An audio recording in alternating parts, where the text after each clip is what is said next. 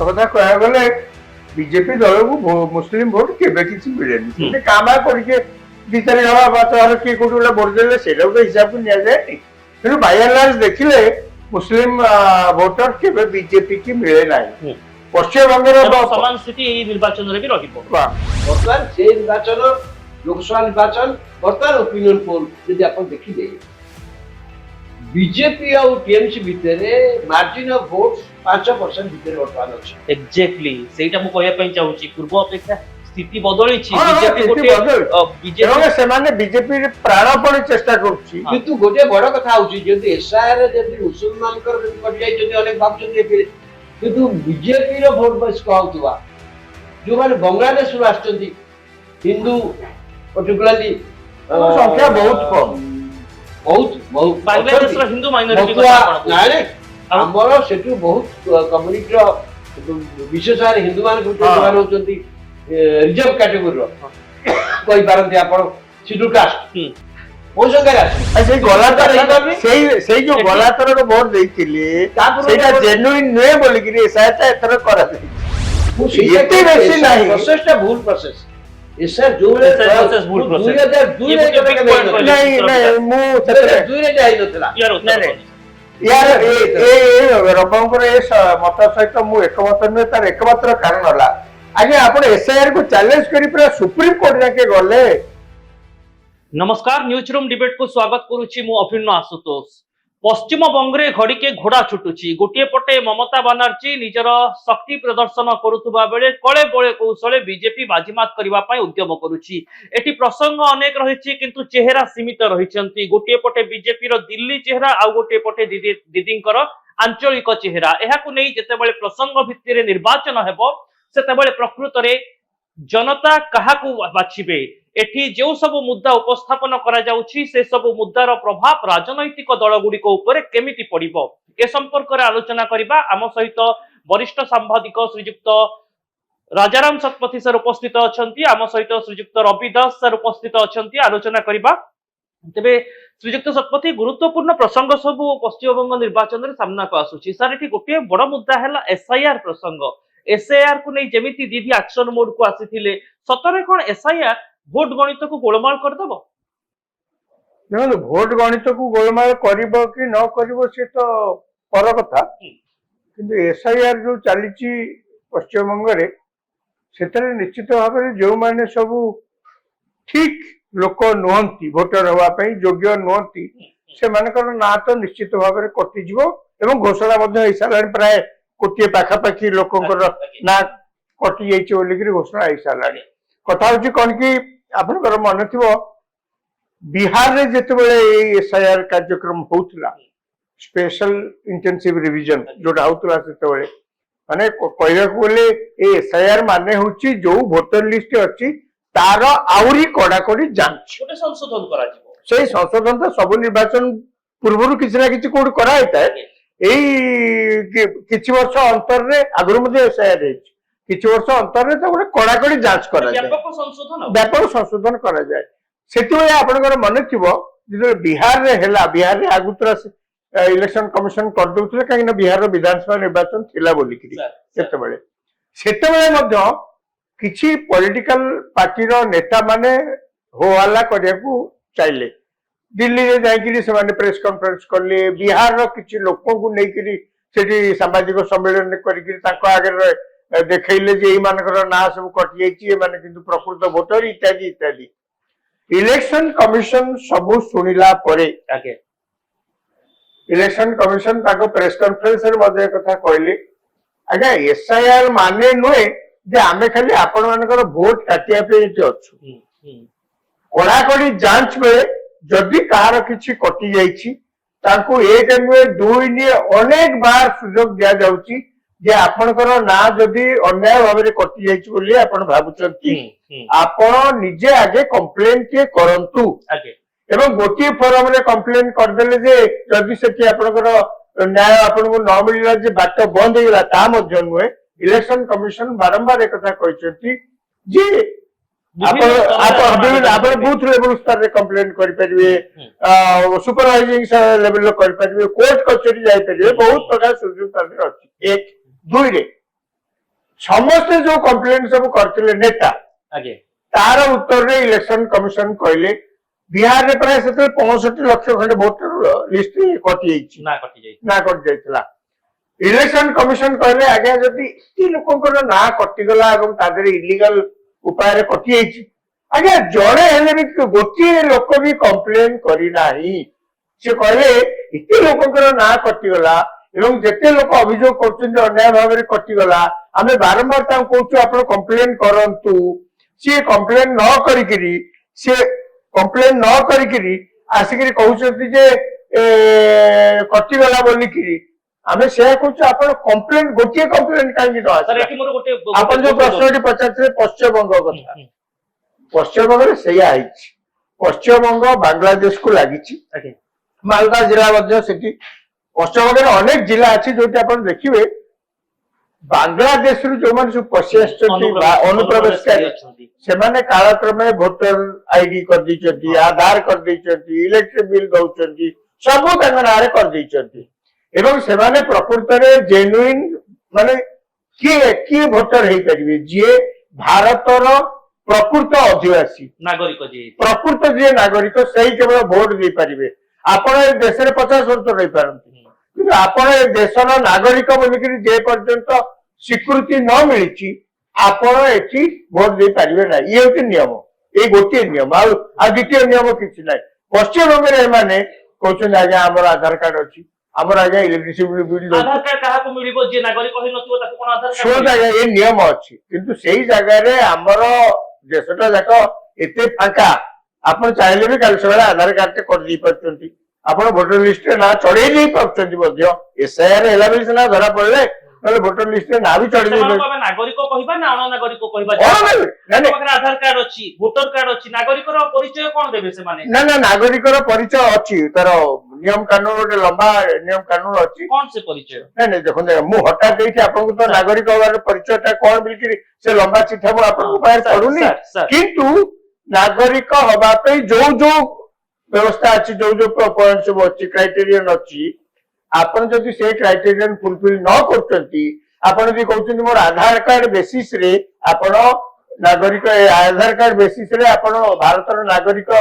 ବୋଲିକିରି ପ୍ରତିପାଦିତ କରିପାରିବେନି ଭୋଟର ଲିଷ୍ଟରେ ନା ଯାଇପାରିବେନି। ପଶ୍ଚିମବଙ୍ଗରେ ସେ ପ୍ରୋବ୍ଲେମ ହେଇଛି। ଓକେ ବାହାର ଭୋଟର ଅଛନ୍ତି ଯୋଉଟା କି ବର୍ତ୍ତମାନ ସମୟରେ ନିର୍ବାଚନକୁ ପ୍ରଭାବିତ କରିବ ବୋଲି ଆଶା କରୁ ଏଇଠି ଖାଲି ମୁଁ ଚୁମ୍ବକରେ କହିଦଉଛି ମମତା ବାନାର୍ଜୀ କାହିଁ ଏତେ ପାଟି କରୁଛନ୍ତି ସିଏ ଜାଣିଛନ୍ତି ପ୍ରତିବର୍ଷ ପ୍ରତିଥରକ ସେ ଯୋଉ ନିର୍ବାଚନ ଜିତନ୍ତି ସେଥିରୁ ଗୋଟେ ବଡ ମେଜର ପୋର୍ସନ ଭୋଟ ସପୋର୍ଟ ତାଙ୍କର ସମର୍ଥନ ଗୋଟେ ଆସେ ଏଇ ଯୋଉ ବାଂଲାଦେଶରୁ ଯୋଉମାନେ ସବୁ ଆସିଛନ୍ତି ଯୋଉମାନେ ରେଫ୍ୟୁଜି ଅଛି ହଁ ସେଇମାନେ ତାଙ୍କ ଭିତରୁ ସେମାନେ 80-90% ହଉଛନ୍ତି ମୁସଲିମ ଲୋକ 80-90 କି 100 କହିବାକୁ ଗଲେ ସେମାନେ ସବୁ ମୁସଲିମ ଲୋକ ବାଂଲାଦେଶରୁ ଆସିକି ଏଇଠି ରହିଛନ୍ତି ରୋଜଗାର କରନ୍ତି ଜୀବିକା ଅର୍ଜନ କରନ୍ତି ଖାଆନ୍ତି ଟ୍ୟାକ୍ସି ଚଲାନ୍ତି ସବୁ କାମ ସେ କରୁଛନ୍ତି କିନ୍ତୁ ସେମାନେ ଭୋଟ ଦେଇପାରିବେ ସେଇମାନେ ପ୍ରକୃତରେ ମମତା ବାନାର୍ଜୀଙ୍କର ମୁଖ୍ୟ ଭୋଟ ବେଶ ଓକେ ତାଙ୍କୁ ଆଗେ ସିପିଏମ ବାମପନ୍ଥୀ ଯୋଉ ସରକାରରେ ଥିଲେ ତାଙ୍କୁ ବ୍ୟବହାର କରୁଥିଲେ ଏବେ ସିଏ ଗଲା ପରେ ମମତା ବାନାର୍ଜୀ ତାଙ୍କୁ ବ୍ୟବହାର କରୁଛନ୍ତି। ମମତା ବାନାର୍ଜୀ ଯେତେବେଳେ ଦେଖିଲେ ଇଲେକ୍ସନ କମିଶନ ଏଭଳି କଡାକଡି ଭାବରେ ଯାଞ୍ଚ କରୁଛି ଏବଂ ଏଇମାନଙ୍କର ନାଁ କଟିଯିବାର ବହୁତ ଆଶଙ୍କା ଅଛି ସେଇ ଦିନଠୁ ଆପଣ ଲକ୍ଷ୍ୟ କରିବେ ସିଏ ଖାଲି ସୁପ୍ରିମକୋର୍ଟ ହାଇକୋର୍ଟ ଦିଲ୍ଲୀ ହଲା ବେଳକୁ ସୁପ୍ରିମକୋର୍ଟ ଆପଣଙ୍କର ବନେଇଥିବ ଗୋଟେ ସମୟ କହିଲେ ଆମେ କଣ ଏଠି ବସିଛୁ ଦିଲ୍ଲୀ ଖାଲି ପଶ୍ଚିମବଙ୍ଗର ଏଇ ଏସଆଇଆର କେସ୍ ଶୁଣିବା ପାଇଁ ସୁପ୍ରିମକୋର୍ଟ ଥରେ କହିଲା ତାର କାରଣ ହଉଛି ମୁଁ ଆପଣଙ୍କୁ ଆଉ ଗୋଟେ ଛୋଟିଆ ଉଦାହରଣ ଦେଲେ ଆପଣ ବୁଝିପାରିବେ ମୁଁ ଗଲା ମାସରେ ଯାଇଥିଲି କଲିକତା ରାତିରେ ହୋଟେଲରେ ଥିଲି କିଛି ହୋଟେଲରେ ବୟସ ଆସିଛି ବିଭିନ୍ନ କାମ ଦାମ କରନ୍ତି କିଏ ବେଡସିଟ୍ ସଜାଡା ଯାଇଥିଲା ମୁଁ ତାକୁ ପଚାରିଲି କଣ ଇଲେକ୍ସନ ଖବର ଜାଣିକିରି ପଚାରୁଥିଲି ସିଏ କହିଲେ ଆଜ୍ଞା ଆପଣ ବିଶ୍ୱାସ କରିବେନି ସେ କହିଲେ ହଁ ଆମର ଏଠି ଭୋଟ ହବ ଆଉ ଆମ ଭୋଟ ଦିଆହବ କିନ୍ତୁ ଆମେ ଭୋଟ ଦେବୁନୁ ମାନେ ନା ଆମେ ଭୋଟ କେନ୍ଦ୍ରକୁ ଯେତେବେଳେ ଯାଉ ସେତେବେଳେ ଆମକୁ କୁହନ୍ତି କଣ ତୁମ ନାଁ ନା ଆମ ନାଁ ହଉଛି ଏଇଆ ଆମେ ଯେତେବେଳେ ନାଁଟା କହିବୁ ସେ କହିବେ ତୁମ ଭୋଟ ଦିଆ ସରିଛି ତୁମ ଘରକୁ ଯାଅ ମାନେ ଆପଣ ଦେଖନ୍ତୁ ବୋଗସ୍ ଭୋଟ ସେଇମାନଙ୍କ ପାଇଁ ଏଇ ଯୋଉ ଗୁଣ୍ଡାମାନେ ସବୁ ଅଛନ୍ତି ସେ ଟିଏମସି ର ନେତ୍ରୀ ମମତା ବାନାର୍ଜୀଙ୍କୁ ଆଖି ଆଗରେ ରଖିକି କହିଲା ଆଜ୍ଞା ମୁଁ ଏତେ ବର୍ଷ ରହିଲିଣି ମୁଁ ଏ ଦେଶର ନାଗରିକ ମୋର ଭୋଟର ଲିଷ୍ଟରେ ନାଁ ଅଛି ମୁଁ ଯିବି ଭୋଟ କେନ୍ଦ୍ରକୁ ଭୋଟ ଦେବା ପାଇଁ ଭୋଟ ଦିଆ ସରିଛି। ଓକେ ଇଏ ଗୋଟେ ବଡ ଫ୍ୟାକ୍ଟର ସାର୍ ଫେରିବି ଶ୍ରୀଯୁକ୍ତ ଦାସ ଆପଣଙ୍କ ମତ କଣ ଯେ ପ୍ରକୃତରେ ମମତା ବାନାର୍ଜୀ ଯେଉଁ ଅଭିଯୋଗ କରୁଛନ୍ତି जे एसआईआर द्वारा तांकर भोट बैंक को खाली कर दिया जाउची एसआईआर रे गोटे संशोधन को जते की गुरुत्व दिया जाउनी केमिति भोट कटिबो टीएमसी रो ताको फोकस करा जाउची ए कोन वास्तववादी जब कहले एथर गोटे एसआईआर करूचंती सिस्टमिक इंटेंसिव प्रोविजन बोली कहउचंती एटा 2002 रे मध हेतिला 2002 रे एतर हेतिला आपण 2002 रे केते बस हेतिला केन कहबे राजाराम चतुर्वेदी बस हेतिबो 2002 रे एभଳି पाला आपण देखतेले कि घाट वर्ष रे कोठी एथर जा दुखछ आपण सर नाही 2002 रे हेतिला एथर कोन करा हेची या संगरे चेष्टा करछन से ओटा सीए टाकू इम्प्लीमेंटेशन रो ओटा परोक्ष भाव रे उद्यमटा होउची जोटा से कहले नागरिक ही वोटर माने भारत वर्ष रो वोटर कहले भारतीय नागरिक तो citizen of India can vote citizen of India can vote किंतु नागरिक तो परीक्षा के करिवो नागरिक तो परीक्षा करिवार अधिकार करो इलेक्शन कमिशन अछि नागरिक तो परीक्षा करियो अधिकार होम मिनिस्ट्री अछि केंद्र स्वराष्ट्र मंत्रालय अछि से जाऊ ए माने एसआर तक करूचंती एथर गोटा किछि व्यतिक्रम करिसंती जोटा कि पूर्व एसआर भलिया नुहे कौन से व्यतिक्रम से व्यतिक्रमटा सही सकासे आपण देखतो फ्रॉम दी जो को जो बिहार के हेला बिहार आग्रह चैलेंज करके सुप्रीम कोर्ट को लोक गले जो सुप्रीम कोर्ट केस जी बेंगल सकासे रो बिहार सकासे आगे सुप्रीम कोर्ट ग्रहण कले सुप्रीम कोर्ट आगे रोक लगेले रेफरेंस चला इलेक्शन मात्र 2 मास आगुर हो 3 मास आगुर ये भी चला से भी सुनले से चैलेंज कौन है the constitutional validity of this SR process SR process को जोटा करिसंती तार constitutional validity has been challenge supreme court ताको सुनिले पड़तो विभिन्न समय विभिन्न ऑर्डर दे दोची किंतु basic question on which the petitioner went to the Supreme Court that still remains unanswered. हेतिले एई जो पाला गुडा कहउछु आमे पालाटा हेई पारंतानी आउटा कथा मन को चाहती बेंगल होउची बा जोटी भारत वर्ष रे जोटी राज्य भी आकोर भारत वर्ष रे निर्वाचन भारत वर्ष प्रथम पर्व हे जाउची 1951 52 आज पर्यंत भारत वर्ष विभिन्न सर्वे निर्वाचन देछि एवं इलेक्शन कमिशन तो कंडक्ट करूची एटा तो भाटा अछि ए भारत वर्ष निर्वाचन one of the best election बोली अतीत रे समस्त अप्रूव करछथि रेटिंग करछथि इंडिया इलेक्शन कमिशन कार्य को किंतु एथर विवाद एते होछि काई दैट्स इंपोर्टेंट थैंक यू देखंतु बोले छोटिया कथा भी आपण नियंतु एसआर तो कले एसआर प्रोसेस रे तार फाइनल ईयर जो गुडा प्रोसेस आसिला बेंगल बिहार कथा डिसाइड बेंगल कथा निजे ममता बनर्जी मत नहीं गले सुप्रीम कोर्ट निजे लड़िले पिटिशन सेठी मत भी आपण सेठी सेठी से कहले नाही समत कथा बुझाली बुझा गया कथा है कि शेषु को आसी पहुंचला जो लोक मानकर जो शुणाणी जो घटी जाउची तार जो शुणाणी पुनी लोक अपील करि पारिबे आगे आउ एग्जीक्यूटिव अथॉरिटी ऊपर नहीं जुडिशियल अथॉरिटी पाखरे अपील करिवे सेते जुडिशियल ऑफिसर प्रथम थर भारत वर्ष रे इलेक्शन इलेक्टोरल रोल प्रस्तुत रे जुडिशियल ऑफिसर व्यवहार हवा ए प्रथम थर पे हला केवल सेति कि नुहे सेति बंद तमरो यदि असुखी हबो आपण ट्रिब्यूनल में जाबे ट्रिब्यूनल गठन हेइनी ट्रिब्यूनल माने सेही हाई कोर्ट जजमेंट को लेकी से ट्रिब्यूनल ए बडा जुडिशियल ऑफिसर कार्य रे मालदार जो है असुविधा आगु तो केवल जुडिशियल ऑफिसर एथे इन्वॉल्व होइछन को राज्य रहिछन से राज्य करा गला एबो सबुठ बड़ कथा इलेक्शन कमिशन डिक्लेयर हे गला जो दिन डिक्लेयर हला से दिन पांचटी राज्य निर्वाचन डिक्लेयर हला ना नहीं आगे कि देखिए बेंगल में कौन कले लॉक स्टॉक एंड बैरल तमे की एडमिनिस्ट्रेटर मान को chief secretary DG home secretary से कमिश्नर माने lock stock and barrel total transfer गोटा कौन सी राज्य रे भारत वर्ष निर्वाचन एते दिन हलानी निर्वाचन कमिशनर सब समान क्षमता अछि कौन से निर्वाचन कमिशन केबे କେବେ ବି କୌଣସି ରାଜ୍ୟରେ ମୁଖ୍ୟ ଶାସନ ସଚିବ ବଦଳି କରିନି ନେବାର। କିନ୍ତୁ ପଶ୍ଚିମବଙ୍ଗରେ ତାହା ହେଉଛି ପଶ୍ଚିମବଙ୍ଗରେ ହେଲା ଏବଂ ଗୋଟେ ଢାଞ୍ଚାଗତ ପରିବର୍ତ୍ତନ ପଛରେ ଆପଣ ସାର୍ ଏବଂ କହିବାକୁ political total administration has been totally upside and down କରିଦେଇଛନ୍ତି। ଏହା ପଛରେ ଗୋଟେ ପଲିଟିକାଲ ଇନଫ୍ଲୁଏନ୍ସ ଅଛି ବୋଲି ଆପଣ So ଭାବୁଛନ୍ତି? ଏଇଟା ମଧ୍ୟ ବି ଗୋଟେ giving rise to some suspicion SR ତା ସାଙ୍ଗରେ ଏଇଟା so that is the reason ଏଇଠି ସବୁ ସସ୍ପିସନ ଚାଲିଛି। ଆକ୍ଚୁଆଲି କଣ ରେଜଲ୍ଟ ହବ ତ ଇଲେକ୍ସନ ଜଣା ପଡିବ କିନ୍ତୁ ବର୍ତ୍ତମାନ ପାଇଁକା these are basic point on which ଲୋକ ଭିତରେ ଦ୍ୱନ୍ଦ୍ୱ ଅଛି। ଓକେ କିନ୍ତୁ ଅଲ୍ଟିମେଟଲି ଭୋଟ ଯେତେବେଳେ ଲୋକ ଦେବେ ଏଇ ପ୍ରସଙ୍ଗ ଉପରେ ତ ଭୋଟ ଦେବେ ନା। ନାଇଁ ରବାବୁ ଯାହା କହୁଛନ୍ତି ମୁଁ ତାଙ୍କ ଶେଷ ଆଡକୁ ଯାହା କହିଲେ ମୁଁ ସେଇ କଥାକୁ କହୁଛି। ହଁ ଏକଥା ସତ, ସେମାନେ ପଶ୍ଚିମବଙ୍ଗରେ ଚିଫ ସେକ୍ରେଟାରୀଙ୍କଠୁ ଆରମ୍ଭ କରି ଡିଜି ମାନେ ତମାମ ପଶ୍ଚିମବଙ୍ଗର ଶାସନ ବ୍ୟବସ୍ଥା ଯେତେ ସବୁ ବଡ ବଡ ଅଫିସର ଅଛନ୍ତି ସେମାନଙ୍କୁ ସବୁ ବଦଳେଇ ଦେଇଛନ୍ତି। ଅନେକ ଲୋକ ତାକୁ ଆଶ୍ଚର୍ଯ୍ୟ ପ୍ରକାଶ କରୁଛନ୍ତି ଏ କଥା କାହିଁ କରୁଛନ୍ତି, କିନ୍ତୁ ଭୁଲିଯିବା ଉଚିତ ନୁହେଁ। ସେ ଭଲ କରିଛନ୍ତି ଖରାପ କରିଛନ୍ତି ସେ ତର୍ଜମା ତ ଅଲଗା। ଆମେ ଏଇଠି ଷ୍ଟୁଡିଓରେ ବସିକିରି ଏଇଟା କାହିଁକି ଆଗରୁ ତ କେବେ ହେଇନଥିଲା, ଆଗରୁ ହେଇନଥିଲା ଏଥରକ ହେଲା। ଆଗରୁ ତ କୌଣସି ମୁଖ୍ୟମନ୍ତ୍ରୀ ଏଭଳି ନାଚକୁଦ କରୁନଥିଲେ।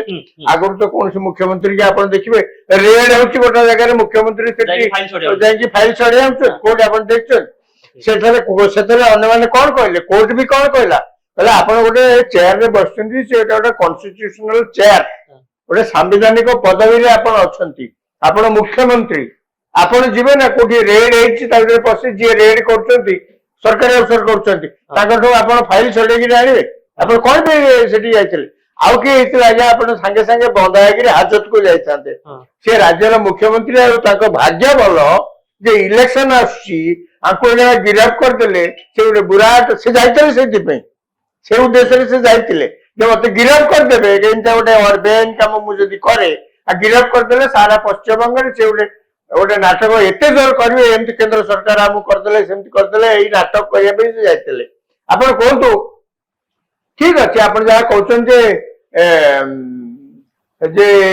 ପୁରା ବଦଳେଇ ଦେଇଛନ୍ତି, କାହିଁକି ବଦଳେଇଛନ୍ତି ମୁଁ କହିଲି କାରଣ ଏଇଥିପାଇଁ ସେମାନେ ଆପଣ ଯେତେ ପଲିଟିସାଇଜ କରିଦେଇଛନ୍ତି ଆଡମିନିଷ୍ଟ୍ରେସନ କୁ ଏତେ କରିଦେଇଛନ୍ତି ସେଥିରେ ଏଇ ପ୍ରକାର ନିଷ୍ପତ୍ତି ନବା ଆଉ କୋଉଠି କେନ୍ଦ୍ର ସରକାର ତ କରୁନାହାନ୍ତି। କେନ୍ଦ୍ର କୋଉଠି ଇଲେକ୍ସନ କମିଶନ କୋଉଠି କରୁଛନ୍ତି ଦେଖିଛନ୍ତି କି କାଁ ଭାଁ କୋଉଠି କିଏ ବଦଳେଇବା କରୁଛନ୍ତି ସବୁଠି।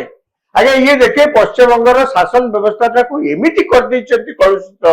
ଯେ ଆପଣ ତାଜୁବ ହେଇଯିବେ। ଏକ ଦୁଇରେ ମୁଁ ତାଙ୍କର ରବାବୁଙ୍କର ଶେଷ ବେଳକୁ ଯୋଉ ଆର କଥାଟି କହିଥିଲେ ଅନ୍ତତଃ ଖୁସି ହେବେ ସିଏ। ମୁଁ ହିସାବ ପତ୍ର ମୁଁ ସେଫୋଲୋଜିଷ୍ଟ ନୁହେଁ, ମୁଁ ପଶ୍ଚିମବଙ୍ଗରେ ତାଙ୍କର ରାଜନୀତି ବିଷୟରେ ବିଶେଷ କିଛି ଜାଣେନି। ଯାହା ଟେଲିଭିଜନ ଏବଂ ଖବର କାଗଜରୁ ପଢିକିରି ଯାହା କହିବା କଥା ମତେ ଲାଗୁଛି ଇଏ ସବୁ ସତ୍ତ୍ୱେ ଆଡମିନିଷ୍ଟ୍ରେସନକୁ ବଦଳେଇବା ପାଖାପାଖି କୋଟିଏ ଲୋକଙ୍କୁ ଭୋଟର ଲିଷ୍ଟରୁ କାଟିଦବା ଏସବୁ ସତ୍ତ୍ୱେ ରବାବୁ ହୁଏତ ଖୁସି ହେଇପାରନ୍ତି। ମତେ ଲାଗୁଛି ମମତା ବାନାର୍ଜୀ ତାପରେ ବି ଜିତିକିରି ପଳେଇ ଆସିବେ। ମୁଁ ତ ସେ ବିଷୟରେ ଯାହା ତ ପ୍ରି ପୋଲ ଓପିନିୟନ ସର୍ଭେ ଯେତେ ଆସୁଛି କିନ୍ତୁ କଣ ହେଇଛି ପ୍ରି ପୋଲ ଓପିନିୟନ ସର୍ଭେ ଏବେ ମଧ୍ୟ ଆସୁଛି ମମତା ଇଜ ଷ୍ଟିଲ୍ ଆଏ ଟିଏମସି କଥା ସେଠି ନାହିଁ, କିନ୍ତୁ ଅପସେଟ୍ କରିବା ପାଇଁ ସମସ୍ତ ପ୍ରକାର ଉଦ୍ୟମ ହେବା କିଛି ଖରାପ ବି ନୁହଁ। ନିର୍ବାଚନ ହଉଛି ଗୋଟେ ସରକାର ସମୟ ରହିବା ଉଚିତ। ମୁଁ ଗୋଟେ ସରକାର ପରିବର୍ତ୍ତନ ବିଶ୍ୱାସବାଦୀ ଲୋକ। ମୋ ବିଶ୍ୱାସରେ କୌଣସି ଦଳକୁ କୌଣସି ରାଜ୍ୟରେ କେନ୍ଦ୍ରରେ ହଉ କୋଉଠି ଦିଥର ତୃତୀୟ ଥର କୌଣସି ଭୋଟ ଦେବା ଉଚିତ। ମୁଁ ଆପଣଙ୍କ ସହିତ ଏକମତ, ମୁଁ ଆପଣଙ୍କ ସହିତ ସେଥିରେ ସମ୍ପୂର୍ଣ୍ଣ ଏକମତ। ଇଏ ଯୋଉ ବର୍ଷକୁ ଥରକୁ ଦୁଇଥର ତିନିଥର ରହିକିରି ସେଠି ପୁରା ଏକଦମ ମାନେ କରିକିରି ଆଉ କିଛି ଅବସ୍ଥା ଯୋଉ ପଲିଟିକାଲ ପାର୍ଟି ହଉ ଯୋଉ କଥାଟି ଅଛି ସେଟା ସତ ସବୁ ସେଟା ଛାଡି ଦିଅନ୍ତୁ। ମୁଁ ବର୍ତ୍ତମାନ ସେଠି କଣ ହେଇଛି ଦେଖନ୍ତୁ, ଆମର ଯେମିତି ଓଡିଆ ଅସ୍ମିତା ଆପଣ ଗୋଟେ ସ୍ଲୋଗାନ ହେଲା ସେଠି ମଧ୍ୟ ବଙ୍ଗଳା ଅସ୍ମିତା କଥା କୁହାଯାଉଛି, ପଶ୍ଚିମବଙ୍ଗ ଅସ୍ମିତା କଥା କୁହାଯାଉଛି, ସେଟା କିଏ ଅସ୍ମିତା କଥା କୁହାଯାଉଛି, ସେଇଟା ମମତା ବାନାର୍ଜୀ ଉଠୁଛନ୍ତି। ବିଜେପିର ଯୋଉ ନ୍ୟାସନାଲ କଲଚରାଲିଜମ ନ୍ୟାସନାଲ ସିଭିଲାଇଜେସନ ତାକୁ ନେଲା ବେଳକୁ ସେ ବେଙ୍ଗଲ ସିଭିଲାଇଜେସନ ରହୁଛି। ବେସିକାଲି ବେଙ୍ଗଲ ସିଭିଲାଇଜେସନରେ ବେସିକାଲି ଗୋଟେ ପ୍ଲୁରାଲିଷ୍ଟିକ କଲଚର, ପ୍ଲୁରାଲିଷ୍ଟିକ ସିଭିଲାଇଜେସନ ତାଙ୍କର ଯୋଉ ସବୁ ବଡ ବଡ ନେତା ମାନେ ଆଜି ପର୍ଯ୍ୟନ୍ତ କହି ଆସୁଛନ୍ତି ରାଧାକୃଷ୍ଣ ଆରମ୍ଭ କରିକି ସୁଭାଷ ବୋଷ ଆରମ୍ଭ କରି ଯୋଉ ରବୀନ୍ଦ୍ରନାଥ ଟାଗୋର ତାଙ୍କ culture civilisation is based on ଏବଂ ତାଙ୍କର ରିଲିଜିୟନ ପ୍ରାକ୍ଟିସ ମଧ୍ୟ ସେଇଭାବେ ତାଙ୍କ ରିଲିଜିୟନ ପ୍ରାକ୍ଟିସ ମଧ୍ୟ not like north Indian union party କିନ୍ତୁ ଓଡ଼ିଶାରେ ମଧ୍ୟ ସେଇଆ ରିଲିଜିୟନ ପ୍ରାକ୍ଟିସ ଏଣ୍ଟାୟାରଲି ଡିଫରେଣ୍ଟ ତ ସେଇଟା ମଧ୍ୟ ବେଙ୍ଗଲର ଗୋଟେ ସ୍ୱତନ୍ତ୍ରତା ଅଛି କିନ୍ତୁ ମୁଁ ଜାଣିନି ରବାବୁ ମୋ ସହିତ ଏକମତ ହେବେ କି ନାହିଁ ମମତା ବାନାର୍ଜୀ ସେଠି ମଧ୍ୟ ବେଙ୍ଗଲୀ ଅସ୍ମିତା କଥା ଉଠଉଛନ୍ତି ବରାବର ଉଠଉଛନ୍ତି ଏମାନଙ୍କୁ କହୁଛନ୍ତି ସବୁ ବାହାରୁ ଏମାନେ ଆସିଛନ୍ତି ବାହାରି ବାହାରି ଆଉ ପ୍ରଧାନମନ୍ତ୍ରୀ ଆଉ ରାଷ୍ଟ୍ରମନ୍ତ୍ରୀ ସ୍ୱରାଷ୍ଟ୍ର ସେମାନେ ମନ୍ତ୍ରୀ ଏମାନେ କହିବାକୁ ଚାହୁଁଛନ୍ତି ଯେ ଇଏ ଆମ ବେଙ୍ଗଲର ଲୋକ ନୁହଁ ମାନେ ବାହାରୁ ତାଙ୍କ ଆସିଛନ୍ତି। ବେଙ୍ଗଲର ଲୋକ ନୁହନ୍ତି ଯେତେବେଳେ ମନମୋହନ ସିଂ ଯାଉଥିଲେ ପ୍ରଚାର କରୁଥିଲେ ସିଏ କଣ ସେଠି ମୁଖ୍ୟମନ୍ତ୍ରୀ ହେବା ପାଇଁ ଯାଇଥିଲେ ତାଙ୍କୁ ଭୋଟ ମିଳୁଥିଲା କି? ତାଙ୍କ ଭୋଟ ମିଳୁନି ଭୋଟ ନ ମିଳି ପଛେ ଇଏ ଯେତେବେଳେ ପ୍ରଚାର କରୁଛନ୍ତି ସେଠି ବେଙ୍ଗଲରେ ବିଜେପି କି ତ ଭୋଟ ମିଳୁନି ମାନେ ସେମିତି କହିବାକୁ ଗଲେ ଯେତିକି ଯାହା ମିଳୁଛି ପାୱାରରେ ଆସିଲା ବେଳେ ଭୋଟ ମିଳୁନି କିନ୍ତୁ seat ତାକୁ ସେ ବଢୁଛି, କରୁଛନ୍ତି seat ଇଏ ବଢୁଛି, ବାହାର vote ନାଇଁ, ସେ ଅଲଗା ବଢୁଛି। କଥା ତାକୁ ସେ କରୁଛନ୍ତି ବାହାର ତେଣୁ ଅସ୍ମିତା ସେଠି ବି କରିଛନ୍ତି କିନ୍ତୁ ଓଡିଶାରେ ଏଇ ଅସ୍ମିତାଟା ଏଇ 2024 ଇଲେକ୍ସନରେ ଯେମିତି କାଟୁ କଲା ସେଇଠି ମତେ କାହିଁ ଲାଗୁନି ଏତେ କାଟୁ କରୁଥିବ ବୋଲିକି ତାର କାରଣ ଅଛି ଆମର ଅସ୍ମିତା କଥା କେତେବେଳେ ଉଠିଲା ବିଜେଡି ଦଳ 24 ବର୍ଷ ଧରି ଶାସନରେ ଅଛି ଏବଂ ବର୍ତ୍ତମାନ ଦେଖାଗଲା ଶେଷ ବେଳକୁ 24 ବେଳକୁ ଦେଖାଗଲା ମାନେ 3-4 ବର୍ଷ ଧରି ଆରମ୍ଭ ହେଇ ଦେଖାଗଲା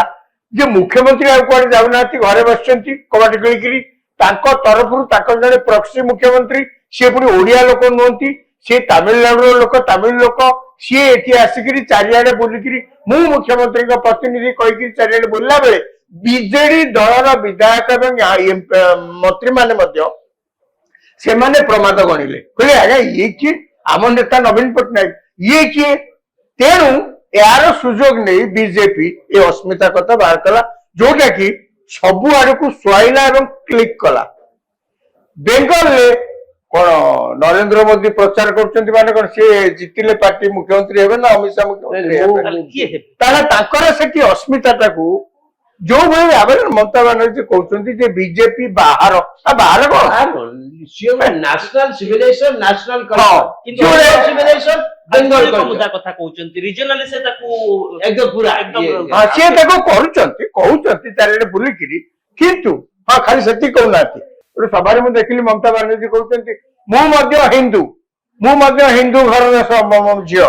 ମାନେ ଆପଣ ଦେଖନ୍ତୁ ସେ କହିବାକୁ ଚାହୁଁଛନ୍ତି ଯେ ଏଇ ଯୋଉ ଧର୍ମ ଆଉ ହିନ୍ଦୁ ଧର୍ମ ୟାର କେବଳ ବିଜେପି ଠିକା ନେଇନି ବା ପ୍ୟାଟେଣ୍ଟ ରାଇଟ୍ କରିନି ବୋଲିକିରି ବିଜେପି ଅବଶ୍ୟ କୋଉଠି କହିନି ଆମେ ଅନ୍ୟମାନଙ୍କର କହିବାକୁ ମନା ଅଛି ଅନ୍ୟମାନେ ତାକୁ ହିନ୍ଦୁ ଧର୍ମ ନାଁ ଧରିଲେ ସେ ନାକ ଟେକୁଛନ୍ତି ତେଣୁ ବିଜେପି ଯଦି ତାର ସେଇଟାକୁ ଗୋଟେ ବେଶ କରିକି ତାର ଇଲେକ୍ସନ ଲଢୁଛି ମମତା ବାନାର୍ଜୀ ଚେଷ୍ଟା କରୁଛନ୍ତି ବର୍ତ୍ତମାନ ଯେ ସିଏ ତାକୁ ସେଇଥିପାଇଁ ସେ ଜଗନ୍ନାଥ ମନ୍ଦିର ସେଇସା ହେଇଛି ହଁ କାଳୀ ମନ୍ଦିର ସେ ସେ ଯୋଉ କଣ ମହାକାଳ ମନ୍ଦିର ସେଇସା ହେଇଛି ମହାକାଳ ମନ୍ଦିର କରିଛନ୍ତି ହଁ ସେ ତାର କରିବାର ଉଦ୍ଦେଶ୍ୟଟା ଏଇଆ ଇମେଜ ରହିଛି ଯେ ସେମାନେ ହିନ୍ଦୁତ୍ୱବାଦୀ ଅପରପକ୍ଷରେ ମୁସଲିମ ଭୋଟ କାହାକୁ ଯିବ କାହିଁକି ନା ଅନେକ ମୁସଲିମ ଭୋଟ ସେଠି ରହିଛି ଶ୍ରୀଯୁକ୍ତ ରବି ଦାସ ମୁସଲିମ ଭୋଟ କଣ ପ୍ରକୃତରେ ଏସଆଇଆର ପରେ ଆମେ ଦେଖୁଛୁ ଯେତେ ଭାଗ ଲୋକଙ୍କର ଭୋଟ କଟିଛି ଅଧିକାଂଶ ଭିତରୁ ସେମାନେ ହେଉଛନ୍ତି ସଂଖ୍ୟାଲଘୁ ତେବେ ଏଭଳି କ୍ଷେତ୍ରରେ ମୁସଲିମ ଭୋଟ କାହା ସପକ୍ଷରେ ଯିବ ବେଙ୍ଗଲରେ ପ୍ରାୟ 27% ରୁ 30% ଲୋକ ହଉଛନ୍ତି ମୁସଲିମ ମୁସଲିମ majority constituency ବି ଅଛି ନାଇଁ ସେଟା ଛାଡି ଦିଅନ୍ତୁ ଗୋଟେ ଭାବରେ ଷ୍ଟେଟରେ ଯେ ଦେଖାଯାଏ ଏଇଟା ହଉଛି ପରସେଣ୍ଟେଜ ଏଥିରେ ପ୍ରଥମ ଥର ପାଇଁ ଆଗରୁ ଯେମିତି କହିଲେ ଗୋଟେ ସପୋର୍ଟ ଥିଲେ ଲେଫ୍ଟ ପାର୍ଟି ବା ଲେଫ୍ଟ ଫ୍ରଣ୍ଟ ମାନେ ସେ ସପୋର୍ଟ ପାଉଥିଲେ ଗୋଟେ ସପୋର୍ଟ ଥିଲା କଂଗ୍ରେସ ସପୋର୍ଟ ପାଉଥିଲା ସିଧା ପ୍ରାୟ କଂଗ୍ରେସ ପିରିୟଡ କଂଗ୍ରେସ ସପୋର୍ଟ ପାଉଥିଲା କିନ୍ତୁ ବର୍ତ୍ତମାନ ସେ ସପୋର୍ଟଟା ମୋଷ୍ଟଲି ଟୁ ମମତା ବାନାର୍ଜୀ ସହିତ ଅଛି ଏ ମମତା ବାନାର୍ଜୀ ସେଇ ସପୋର୍ଟଟା ଭାଙ୍ଗିବା ପାଇଁ ଆଗରୁ ହେଇଛି ଏଥର ମଧ୍ୟ ଉଦ୍ୟମ କରିଛନ୍ତି ଓଏସିଏସ୍ ପାର୍ଟି କରିଛି ଆଉ ଗୋଟେ କବିର ବୋଲି ଯେ ଗୋଟେ ହୁମାୟୁନ କବିର ଯିଏ ନିଜର ପାର୍ଟି ଆମ୍ ଜନତା ଉନ୍ନୟନ ପାର୍ଟି ଆମ୍ ଜନତା ଉନ୍ନୟନ ପାର୍ଟି ଯିଏ ମୁର୍ଶିଦାବାଦରେ କରିବା ପାଇଁ ତା ବାଦ ଗୋଟେ ସେଠି ଇଣ୍ଡିଆନ ସେକୁଲାର ଫ୍ରଣ୍ଟ ବୋଲି ଗୋଟେ ଆଇଏସଏସ୍ ନା କଣ ଗୋଟେ ଦଳ ଅଛି ମୁସଲିମ ଦଳ ଆଉ ଗୋଟେ ଦଳ ଯୋଉଟା ଗଲାଥର ଛିଡା ହେଇଥିଲା ଏଥର ଛିଡା ହେଇଛି ତ ଦେୟାର 3 ପାର୍ଟିଜ ଆମେ ତ ଦୁଇଟା ତ ମେଣ୍ଟର ଅଛନ୍ତି ପ୍ଲସ୍ ଏସଆଇଆର ଏଇ ଯେତେ ଯାହା କହିଲେ ତା ସାଙ୍ଗରେ ଏସଆଇଆର କୁ ବି ଏସଆଇଆର ଯେତେ ଲୋକଙ୍କ ନାଁ ବେଶୀ ସତ୍ୟ ମଧ୍ୟ ବି ସେଠିକାର ଯୋଉମାନେ ସାମ୍ବାଦିକ ମାନେ ହୁଅନ୍ତୁ ଆମର ଯେତିକି ଲୋକ ଅଛନ୍ତି ସମସ୍ତ ମତ ଇନସ୍ପାଇଟ୍ ଅଫ୍ ଅଲ୍ ଦିସ୍ ଏମାନେ 25-30% ଭୋଟ ଡିଷ୍ଟର୍ବ କରିପାରନ୍ତି ମୁସଲିମ ଭୋଟ କରିପାରନ୍ତି 75% ମୁସଲିମ vote again go to Mamata Banerjee. ଅର୍ଥାৎ ବିଜେପି ଲାଭଦାୟକ ହବ ଏବେ ଆପଣ ଦେଖୁଛନ୍ତି ନିର୍ବାଚନ ବେଳକୁ ମୁସଲିମ ଭୋଟ କେବଳ ମସଜିଦ ମାନଙ୍କ ପାଇଁ ମସଜିଦର ଲୋକମାନଙ୍କ ପାଇଁ ମନ୍ଦିର ଫରିର ପାଇଁ ଭତ୍ତା, ହିନ୍ଦୁ ମନ୍ଦିରର ପୂଜା ପାଇଁ ଭତ୍ତା, ଦଶହରା ମେଢକୁ ପଇସା ଏସବୁ ସେଇ ଦଶହରା ମେଢ ଦିଅନ୍ତୁ ନାଇଁ ପୂଜାରୀ ମାନଙ୍କୁ ଏଇ ଯୋଉ ପ୍ରିଷ୍ଟ ମାନଙ୍କୁ ମଧ୍ୟ ଭତ୍ତା ହେଇଯାଇଛି, ପ୍ରିଷ୍ଟ ମାନଙ୍କୁ ସବୁ ମନ୍ଦିରର। ମାନେ ଏଇଟାକୁ ମୋଟାମୋଟି ଭାବରେ ଆପଣ ସରକାରୀ ଲାଞ୍ଚ ବୋଲି କହିପାରୁନି। ଗୋଟେ କଥା ସରକାରୀ ଲାଞ୍ଚରେ ଇଲେକ୍ସନ ହଉଛି, କୋଉ ରାଜ୍ୟରେ ବିନା ସରକାରୀ ଲାଞ୍ଚରେ ସବୁ ରାଜ୍ୟରେ ଶତପଥୀ ଆପଣ ଏଥିରେ ଏକମତ ହେଉଛନ୍ତି କି ଯେ ସଂଖ୍ୟାଲଘୁ ଭୋଟ ଯେତେ ମାତ୍ରାରେ ବିଜେପି ହାତେଇବା କଥା ତାହା ହାତେଇ ପାରିବ ନା ଏସଆଇଆର ବିଜେପି ପାଇଁ ଏ ସୁଯୋଗ ତିଆରି କରୁଛି? ଏଥିପାଇଁ ହୁମାୟୁନ କବିରଙ୍କର ପାର୍ଟି ଗୋଟିଏ ବଡ ଭୂମିକା ନେବ ଯେତେବେଳେ ଭୋଟ ଧ୍ରୁବୀକରଣ ହବ। ସତ କଥା କହିବାକୁ ଗଲେ ବିଜେପି ଦଳକୁ ମୁସଲିମ ଭୋଟ କେବେ କିଛି ମିଳେନି। ସେମିତି କାଁ ଭାଁ କରିକି 2-3 ଘର 5 ଘର କିଏ କୋଉଠି ଗୋଟେ ଭୋଟ ଦେଲେ ସେଇଟା ଗୋଟେ ହିସାବକୁ ନିଆଯାଏନି। କିନ୍ତୁ ବାଇ ଆଣ୍ଡ ଲାର୍ଜ ଦେଖିଲେ ମୁସଲିମ ଭୋଟର କେବେ ବିଜେପି କି ମିଳେ ନାହିଁ। ପଶ୍ଚିମବଙ୍ଗର ସମାନ ସ୍ଥିତି ଏହି ନିର୍ବାଚନରେ ବି ରହିବ। ତାପରେ ମଧ୍ୟ ଆପଣ ଦେଖିବେ କେବଳ ତ ପଶ୍ଚିମବଙ୍ଗ ନୁହେଁ, ଭାରତର ଅନ୍ୟାନ୍ୟ ବହୁ ପ୍ରଦେଶ ଅଛି ଯୋଉଠିକି ଗୋଟିଏ ଗୋଟିଏ ବିଧାନସଭା ଏବଂ ଲୋକସଭା କନଷ୍ଟିଟ୍ୟୁଏନ୍ସିରେ ମୁସଲିମ ଭୋଟରଙ୍କ ସଂଖ୍ୟା ଅନେକ ସମୟରେ ଅନ୍ୟମାନଙ୍କ ଠାରୁ ଯଥେଷ୍ଟ ଅଧିକ। ସେଠାରେ ମଧ୍ୟ ବିହାରରେ ଏମିତି କନଷ୍ଟିଟ୍ୟୁଏନ୍ସି ମଧ୍ୟ ସବୁ ଅଛି। ସେଠି ମଧ୍ୟ ଆପଣ ଦେଖିବେ ବିଜେପିର ପ୍ରାର୍ଥୀ ବହୁ ଭୋଟରେ ମଧ୍ୟ ମୁସଲିମ ମାନଙ୍କର ସମର୍ଥନରେ ବହୁତ ଭୋଟରେ ମଧ୍ୟ ଜିତିକିରି ପାର୍ଲାମେଣ୍ଟକୁ ଯାଇଛନ୍ତି, ବିଧାନସଭାକୁ ଯାଇଛନ୍ତି, ଇତ୍ୟାଦି ଯାଇଛନ୍ତି। ପଶ୍ଚିମବଙ୍ଗରେ ସେମିତି କହିବାକୁ ଗଲେ ବିଧାନସଭା କ୍ଷେତ୍ର ବହୁତ ଅଛି ଯୋଉଠିକି ମୁସଲିମ ଭୋଟରଙ୍କ ସଂଖ୍ୟା ଅଧିକା ନହେଲେ ବି ଅନ୍ୟମାନଙ୍କ ତୁଳନାରେ ନନ ମୁସଲିମଙ୍କ ତୁଳନାରେ ଯଥେଷ୍ଟ ଅଧିକ ଅଛି, ଯୋଉଥିରେ କି ବହୁତ ଦେ କ୍ୟାନ୍ ଡିସାଇଡ୍। ୟାର ଭିତରେ ଆପଣ ଲକ୍ଷ୍ୟ କରିବେ ଯେ ଟ୍ରାଡିସନାଲି ବିଜେପି ପାଖକୁ ମୁସଲିମ ଭୋଟ ଆସେନି। ସେଇଠି ମମତା ବାନାର୍ଜୀ ବର୍ତ୍ତମାନ, ତାଙ୍କ ଆଗରୁ ବାମପନ୍ଥୀ, ତାଙ୍କ ଆଗରୁ କଂଗ୍ରେସ, ଏମାନେ ଏମାନେ ସମସ୍ତେ ଅତୀତରେ ଏଇ ମୁସଲିମ ଭୋଟର ମାନଙ୍କୁ ଏମିତି ଭଡକେଇକି ରଖିଛନ୍ତି ଯେ ବିଜେପି କି କ୍ଷମତାକୁ ଆପଣ ମାନେ ଆଣିଲେ ଏ ଦେଶରୁ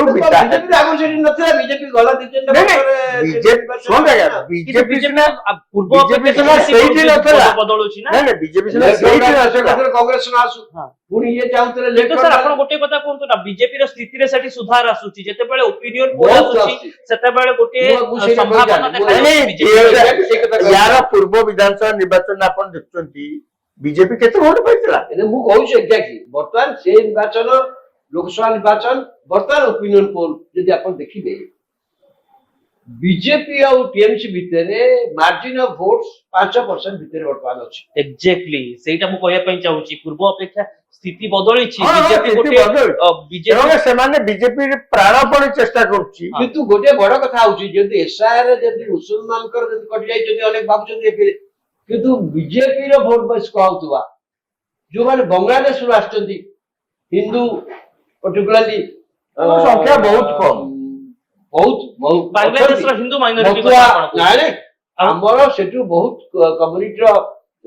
ବିଶେଷ ଭାବରେ ହିନ୍ଦୁ ମାନଙ୍କ ଭିତରେ ସେମାନେ ହଉଛନ୍ତି ରିଜର୍ଭ କ୍ୟାଟେଗୋରୀର କହିପାରନ୍ତି ଆପଣ, ସିଡ୍ୟୁଲ କାଷ୍ଟ ବହୁ ସଂଖ୍ୟାରେ ଆସୁଛନ୍ତି। ମତୁଆ କମ୍ୟୁନିଟି କୋଉଟା ରାଜବଲ୍ଲଭ ଅଛି, ଏବେ ଯୋଉ କମ୍ୟୁନିଟି ମାନେ ତାଙ୍କର ମଧ୍ୟ କଟି ଯାଇଛି ବହୁତ ନା।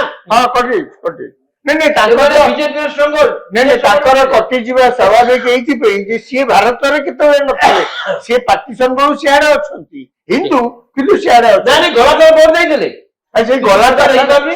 ସେଇ ଯୋଉ ଗଲାଥରର ଭୋଟ ଦେଇଥିଲେ ସେଇଟା ଜେନୁଇନ ନୁହେଁ ବୋଲିକିରି ଏସଆଇଆରଟା ଏଥର କରାଯାଇଛି। ନାଇଁ ତେଣୁ ସେଇ ଯୋଉ ଜିନିଷ ଆପଣ କହୁଛନ୍ତି ଏ ଯୋଉ ଏସଆଇଆର ମୁଁ କହିଲି ଦ୍ୱନ୍ଦ୍ୱ ଅଛି, କଣ ହବ କଣ ନାହିଁ କହିହବନି। କିନ୍ତୁ ଦ୍ୱିତୀୟ କଥା ହଉଛି ଏଥିରେ ଏକରେ ମଧ୍ୟ ଲୋକ ଆଫେକ୍ଟେଡ ହେଇଛନ୍ତି, ଇଭେନ ସାନ୍ତାଳୀ ମାନେ ମଧ୍ୟ ଆଫେକ୍ଟେଡ ହେଇଛନ୍ତି। ଆଜ୍ଞା ସାନ୍ତାଳୀ ରବି ଦାସ ଯୋଉ ପ୍ରସଙ୍ଗ କହୁଛନ୍ତି ସାର୍, ଯେ ଏସଆଇଆର ଗୋଟେ ବଡ ଫ୍ୟାକ୍ଟର ରହିବ, ସାନ୍ତାଳୀ ମାନେ ପ୍ରଭାବିତ ହେଉଛନ୍ତି। ନାଇଁ ମୁଁ ମନା କରୁନି, ସେ ଏସଆଇଆର ଯେତେ ଲୋକଙ୍କର ନାଁ କଟି ଯାଇଛି ତାଙ୍କ ଭିତରୁ ନିଶ୍ଚିତ ଭାବରେ ଗୋଟେ ସିଂହଭାଗ ହଉଛି ମୁସଲିମ ଭୋଟର। ଏହାର ଅର୍ଥ ନୁହେଁ ଯେ ଅନ୍ୟ ଅଣ ମୁସଲିମ ମାନଙ୍କର ନାଁ ସେଠି ଅଛି ବୋଲିକିରି କେହି କହୁନାହାନ୍ତି, ସେମାନଙ୍କର ମଧ୍ୟ ଅନେକ ନାଁ କଟିଛି। ଯୋଉମାନଙ୍କର ନାଁ କଟିଛି ପ୍ରଥମ କଥା ତା ଭିତରେ ଅନେକ ଅଛନ୍ତି ଯୋଉମାନେ ସବୁ ବାଂଲାଦେଶରୁ ଆସିଛନ୍ତି ବା ଅନ୍ୟ କୌଣସି କାରଣରୁ ସେମାନେ ଭାରତର ପ୍ରକୃତ ନାଗରିକ ବୋଲି କୌଣସି ଭାବେ ପ୍ରମାଣ କରିପାରିନାହାନ୍ତି କିନ୍ତୁ ତାଙ୍କ ସଂଖ୍ୟା ଅଛି ମୁଁ ମନା କରୁନି ମୁଁ ସେଇଟା ଏତେ ବେଶୀ ନାହିଁ ପ୍ରୋସେସଟା ଭୁଲ ପ୍ରୋସେସ ଏସଆର ଯୋଉ SR process ଭୁଲ process। 2002 ଇଏ ରେ ଗୋଟେ big point କହିଲେ। ନାଇଁ ନାଇଁ ମୁଁ ସେଥିରେ 2002 ରେ ହେଇନଥିଲା ୟାର ଉତ୍ତର ନାଇଁ, କରନ୍ତୁ। ୟାର ରବଙ୍କର ଏ ମତ ସହିତ ମୁଁ ଏକମତ ନୁହେଁ ତାର ଏକମାତ୍ର କାରଣ ହେଲା ଆଜ୍ଞା ଆପଣ ଏସଆଇଆର କୁ ଚ୍ୟାଲେଞ୍ଜ କରି ପୁରା ସୁପ୍ରିମ କୋର୍ଟ ଯାକେ ଗଲେ ଆଗରୁ ଏସଆଇଆର ସବୁ ବର୍ଷ ହୁଏ ନାହିଁ ନାଇଁ ସୁପ୍ରିମ କୋର୍ଟ ଜଜମେଣ୍ଟ କି ଦଉଛି କି ଜଜ ଯେପର୍ଯ୍ୟନ୍ତ ନ ଦେଇଛି ଆମେ ଚାଲିଛି ଆଜ୍ଞା ଯୋଉ ମକଦ୍ଦମାରେ ଜଜମେଣ୍ଟ ଆସିନି ଆମେ ତାକୁ ଟେଲିଭିଜନ ଷ୍ଟୁଡିଓରେ ବସିକିରି ଏଇଟା ଭଲ ସେଇଟା ଖରାପ ବୋଲିକି କହିବାର ଏହାର କିଛି ଅର୍ଥ ନାହିଁ ଦ୍ୱିତୀୟ କଥା ହଉଛି ପ୍ରତି ଥରକ ବିଧାନସଭା ନିର୍ବାଚନ ପୂର୍ବରୁ ଏସଆଇଆର ହୁଏ ନାହିଁ ପ୍ରତି ଥର ପାର୍ଲାମେଣ୍ଟ ଇଲେକ୍ସନ ପୂର୍ବରୁ ଏସଆଇଆର ହୁଏ ନାହିଁ ୟା ପୂର୍ବରୁ ଯୋଉ ଏସଆଇଆର 2002 ହେଇଥିଲା ଆଜ୍ଞା 2002 ରେ ହେଇଥିଲା 2002 ରେ ହେଇଥିଲା ହଁ। 2002 ପରେ 24 ଇଲେକ୍ସନ ପୂର୍ବରୁ ଏହା 2002 ରେ ହୋଇଥିଲା। ହେଇଥିଲା ଆଚ୍ଛା ଶୁଣ 2002 ରେ ଏଇ ପ୍ରକ୍ରିୟା ହେଇଥିଲା କି ନାଇଁ ଏଇ ପ୍ରକ୍ରିୟା ଯେ ସବୁବେଳେ ରହିବ ବଳବତ୍ତର ସମୟକୁ ଚାହିଁକିରି ପ୍ରକ୍ରିୟାର ବିବାଦ ହେଇନଥିଲା ନାଇଁ ଆପଣ ବିବାଦ କୋଉଠି ହେଇନି ପଶ୍ଚିମବଙ୍ଗ ମମତା ବାନାର୍ଜୀଙ୍କ ଛଡା ଆଉ କେହି ବିବାଦ କରିନାହାନ୍ତି ହେଇଛି ଆଉ ସେ ଯିଏ ଆପଣ ଦେଖୁଛନ୍ତି ତାମିଲନାଡୁରେ ବିବାଦ ହଉଛି ଉତ୍ତରପ୍ରଦେଶ ରହୁଛି ବହୁତ ଲୋକ ନାଇଁ ଯାଇଛନ୍ତି ନାଇଁ ସେମିତି କିଏ କୋଉଠି ଗୋଟେ କଣ କମ୍ପ୍ଲେନ ୟା ତ ତାମିଲନାଡୁ ଗଲେ ଶୁଣନ୍ତୁ ଆଜ୍ଞା କେରଳ ତାମିଲନାଡୁ ତାମିଲନାଡୁ ବଚା ହେଲା ଘୁଷପେଟି କେତେ ବାହାରିଲେ ଏଠୁ ଦେଖାଗଲା ସେଠୁ କୌଣସି ପଶ୍ଚିମବଙ୍ଗ ବାଂଲାଦେଶୀ ଲୋକ ନା 700 ନା କେତେ ଲୋକ ବାହାରିଲେ ଘୁଷପେଟି ଯେତିକି ବାହାରିଲେ କଣ କିଏ ମନା କରୁଛି ଆମର 7 ଲକ୍ଷ ବାହାରିବେ ବୋଲି କି କହୁଥିଲେ କି ମୋର କହିବା କଥା ବିରୋଧୀ ପକ୍ଷ ଯୋଉଠି କ୍ଷମତାରେ ଅଛନ୍ତି ତାମିଲନାଡୁ କେରଳ ସେଠି କିଛି କମ୍ପ୍ଲେନ ଆପଣ ଦେଖୁଛନ୍ତି ଉଞ୍ଚୁ ଦେଖୁଛନ୍ତି ବିହାର ଉଞ୍ଚୁ ଆପଣ ଦେଖିଲେ ଏ ଯୋଉ କିନ୍ତୁ ମମତା କମ୍ପ୍ଲେନ ଆପଣ ବାନାର୍ଜୀ କେମିତି କମ୍ପ୍ଲେନ କହୁଛନ୍ତି ପଲିଟିକାଲ କମ୍ପ୍ଲେନ କହୁଛନ୍ତି ନା ସିଭିଲିଆନ କମ୍ପ୍ଲେନ କଥା କହୁଛନ୍ତି ସାଧାରଣ ଲୋକ ଯାହା ଅଭିଯୋଗ କରୁଛି ଆଉ ଗୋଟେ ରାଜନୈତିକ ଦଳ ରାଜନୈତିକ ଯୋଉ ଦଳ ଯୋଉ ନେତା ମାନେ ନେତା। ଅଭିଯୋଗ କରୁଛନ୍ତି ଆଜ୍ଞା। ତାଙ୍କ ଅଭିଯୋଗର ଭିତ୍ତି କିଛି ନାହିଁ କାହା ପାଇଁ ଆପଣ ଅଭିଯୋଗ କରୁଛନ୍ତି ଆପଣଙ୍କ ନାଁ ଏସଆଇରେ କଟିଯାଇଛି ଏ ତ ଆପଣଙ୍କ ଭୋଟର 2002 ରେ ଦେଇଥିଲେ ଆପଣ ଭୋଟର 2022-20 ଦେଇଥିଲେ କି 24 ଦେଇଥିଲେ ଆପଣଙ୍କ ନାଁ ଥର କଟିଯାଇଛି ଏହା ତ କଥା ଆପଣଙ୍କ ଉପରେ କୁହାଯାଉଛି ଏତେ ପ୍ରକାର ଫୋରମ ଅଛି ଇଲେକ୍ସନ ଚିଫ ଇଲେକ୍ସନ କମିଶନର କହୁଛନ୍ତି ବାଟ ବି ଦେଖାଉଛନ୍ତି ମୂଳରୁ ଆପଣ ବୁଥ ଲେଭେଲରୁ ଯାଇ କମ୍ପ୍ଲେନ କରିପାରିବେ କହୁଛନ୍ତି ତାପରେ ଆପଣ କହିବେ ଆଜ୍ଞା ମୋର ନାଁ କଟିଗଲା କିନ୍ତୁ ସାଧାରଣ ଲୋକଟା କେତେ ଥର ଯିବ କେତେ ଥର ହାରାସମେଣ୍ଟ ହବ ଆଜ୍ଞା ବୁଥ ଆପଣଙ୍କ ଗାଁରେ ବୁଥ ହଉଛି ଆପଣଙ୍କ ଗାଁରେ ଏସଆଇଆର ଗୋଟେ ପ୍ରସଙ୍ଗ ଆପଣ ଗାଁରେ ଯାଇପାରିବେନି ଟିକେ ଅଟକେବି ଏସଆଇଆର ଗୋଟେ ପ୍ରସଙ୍ଗ ହେଇପାରେ କିନ୍ତୁ ପଶ୍ଚିମବଙ୍ଗରେ ଆଉ ଗୋଟେ ବଡ ମୁଦ୍ଦା ଯୋଉ